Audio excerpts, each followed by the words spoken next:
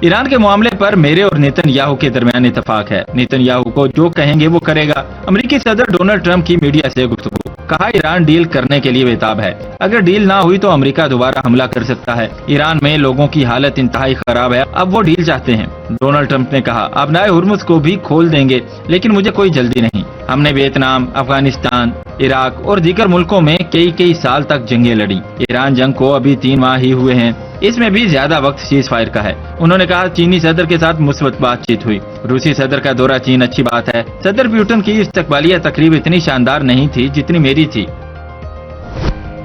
چین اور روس کے صدور کی اہم ملاقات، وفود کی سطح پر گفتگو. بیجنگ میں چینی صدر شی جن پنگ نے صدر ولادیمیر پوٹن کا استقبال کیا. اس موقع پر روسی صدر کو گارڈ آف آنر پیش کیا گیا. وفود کی سطح پر ملاقات میں چینی ہم منصب صدر شی جن پنگ سے گفتگو کرتے ہوئے صدر پوٹن نے کہا روس اور چین کو ایک دوسرے کی ترقی کی بحالی میں مدد کرنی چاہیے. اقتصادی تعلقات مثبت رفتار سے آگے بڑھ رہے ہیں. مشرق وسطی کے بحران کے درمیان روس ایک قابل اعتماد توانائی فراہم کنندہ ہے. روسی اور چینی تعلقات عالمی استحکام میں مددگار ثابت ہو رہے ہیں. انہوں نے کہا کہ چین اور روس کو منصفانہ اور معقول عالمی گورننس سسٹم کی تعمیر کو فروغ دینا چاہیے.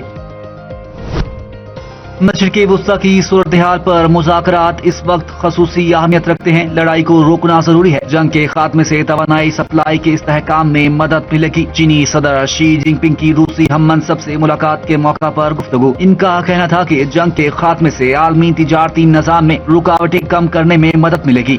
مشرق وسطی میں مزید کشیدگی غیر دانشمندانہ ہوگی. انہوں نے کہا کہ چین روس تعلقات کی کامیابی کی وجہ سیاسی باہمی اعتماد اور اسٹریٹجک تعاون ہے. اس موقع پر روسی صدر ولادیمیر پوٹن نے چینی ہم منصب شی جن پنگ کو اگلے سال روس کے دورے کی دعوت بھی دی.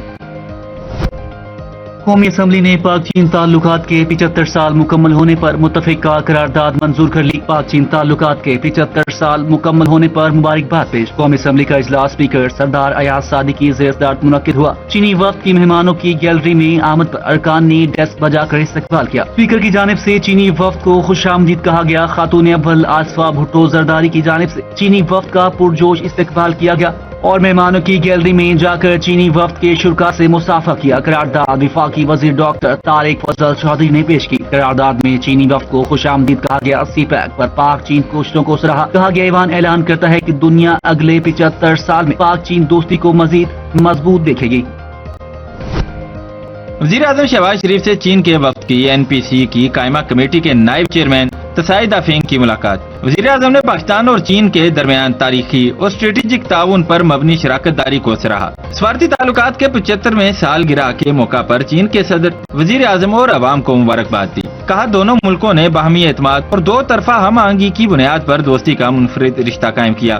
سی پیک پاکستان کی سماجی اور اقتصادی ترقی کے لیے ایک گیم چینجر ہے. وزیر اعظم نے جنوبی ایشیا اور مشرق وسطی میں امن و استحکام کے فروغ کے لیے چین کے تعمیری کردار کو بھی سراہا. نائب چیئرمین تسائی نے وزیر اعظم کا پرتپاک استقبال اور میزبانی پر شکریہ ادا کیا. کہا چینی قیادت پاکستان چین تعلقات کو مزید مضبوط بنانے کے لیے پرعزم ہے. وزیر اعظم محمد شہباز شریف سے مینیجنگ ڈائریکٹر بیت المال کیپٹن ریٹائرڈ شاہین بٹ کی ملاقات. MD بیت المال نے وزیر اعظم کو ادارے کی کارکردگی پر جائزہ پیش کیا. وزیر اعظم نے کہا مستحق اور نادار افراد کو بر وقت سہولیات کی فراہمی حکومت کی اولین ترجیحات میں شامل ہے. وزیر اعظم نے ہدایات کی کہ بیت المال میں درخواستوں پر عمل درآمد میں تیزی جمع کروانے کی طریقہ کار کو مزید سہل بنایا جائے. جبکہ رکین قومی اسمبلی ناصر اقبال بوسال اور اظہر قیوم نہرا نے بھی وزیر اعظم شہباز شریف سے ملاقات کی. متعلقہ حلقوں کے امور اور ملک کی مجموعی سیاسی صورتحال پر تبادلہ خیال کیا. وزیر مملکت برائے منصوبہ بندی چودھری ارغمان سبحانی بھی موجود تھے. اسماعیل برادری کے روحانی پیشوا پرنس رحیم آغا خان پاکستان پہنچ گئے. صدر مملکت آصف علی زرداری نے نور خان ایئر بیس پر معزز مہمان کا استقبال کیا. خاتون اول آصفہ بھٹو، وفاقی وزیر اطلاعات و نشریات عطا اللہ تارڑ اور دیگر بھی موجود تھے. پرنس رحیم آغا خان کے اعزاز میں ایوان صدر میں پروکار استقبالیہ تقریب. پاک فوج کے چاکو چوبند دستے نے سلامی بھی پیش کی. تقریب میں قومی ترانہ بھی بجایا گیا.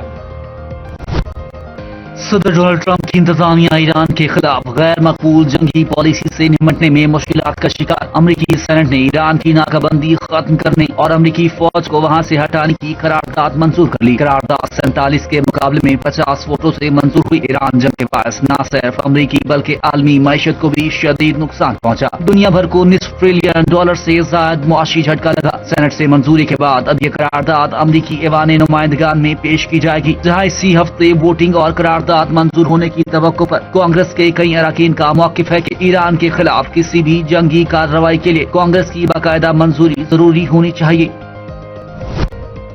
تہران کے پاس جوہری معاہدے تک پہنچنے کے لیے بہت کم وقت باقی رہ گیا ہے، کیونکہ امریکہ ایران کو کسی صورت جوہری ہتھیار حاصل نہیں کرنے دے گا۔ امریکی صدر ڈونلڈ ٹرمپ کا ایران کو ایک بار پھر سخت پیغام۔ واشنگٹن میں ایک تقریب سے خطاب اور بعد میں صحافیوں سے گفتگو کرتے ہوئے صدر ٹرمپ نے کہا، ایران کے ساتھ مذاکرات میں اہم پیش رفت ہوئی ہے اور دونوں ممالک کے درمیان رابطے جاری ہیں، تاہم اگر کوئی معاہدہ طے نہ پایا تو امریکہ دوبارہ فوجی کارروائی سے گریز نہیں کرے گا۔ بولے ایران کے پاس شاید جمعہ، ہفتہ اتوار یا اگلے ہفتے کے آغاز تک کا وقت ہے۔ ان کے بقول جلد واضح ہو جائے گا کہ تہران کیا فیصلہ کرتا ہے، لیکن ایران کو بڑا دھچکا دینا پڑے گا۔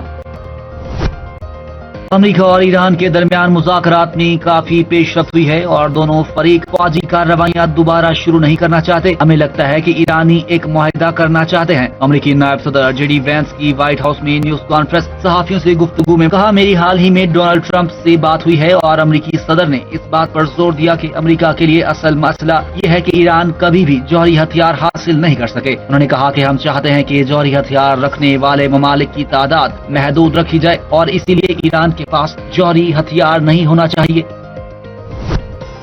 ایران نے امریکہ کو دوبارہ جارحیت پر سخت کارروائی کی وارننگ دے دی۔ اگر ایران اور امریکہ کے درمیان دوبارہ جنگ شروع ہوتی ہے تو ایران مزید امریکی طیاروں کو تباہ کرنے کے لیے تیار ہے۔ ایرانی وزیر خارجہ عباس عراقچی کی وارننگ۔ اپنے بیان میں کہا کہ ایران کی مسلح افواج پہلے ہی اس بات کی تصدیق کر چکی کہ وہ جدید ترین F-35 لڑاکا طیارے کو بھی نشانہ بنانے کی صلاحیت رکھتی ہے۔ ہم نے جو سبق سیکھا ہے اور جو تجربہ حاصل کیا ہے، اس کی بنیاد پر اگر دوبارہ جنگ ہوئی تو اس میں کئی مزید حیرت انگیز نتائج سامنے آئیں گے۔ عباس عراقچی نے امریکی کانگریس کی ریسرچ سروس کی ایک حالیہ رپورٹ کا حوالہ دیتے ہوئے کہا کہ اس میں خود امریکی کانگریس نے تسلیم کیا ہے کہ اربوں ڈالر مالیت کے درجنوں طیارے تباہ یا نقصان کا شکار ہوئے۔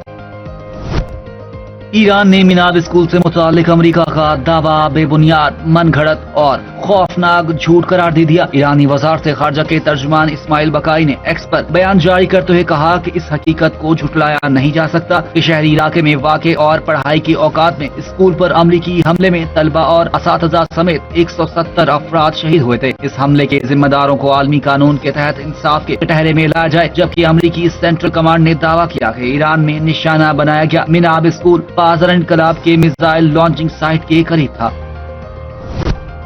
متحدہ عرب امارات اور فرانس نے خطے میں بڑھتی ہوئی کشیدگی کے باعث نیا دفاعی معاہدہ طے کر لیا۔ دونوں فریقین نے دفاعی تعاون کے معاہدے پر دستخط کیے۔ خبر ایجنسی کے مطابق یہ معاہدہ UAE کی وزیر مملکت برائے دفاع مبارک بن فاضل المزروعی کے سرکاری دورہ فرانس کے دوران کیا گیا۔ UAE کی وزارت دفاع نے social media platform X پر جاری بیان میں کہا کہ دفاعی معاہدہ دونوں ممالک کے درمیان قریبی تعلقات اور فوجی و دفاعی شعبے میں تعاون بڑھانے کے مشترکہ عزم کی عکاسی کرتا ہے۔ UAE کی وزارت دفاع نے مزید کہا کہ ملاقات کے دوران دونوں ممالک نے دفاعی اور اسٹریٹجک تعلقات کو مزید مضبوط بنانے کے طریقوں پر بھی تبادلہ خیال کیا۔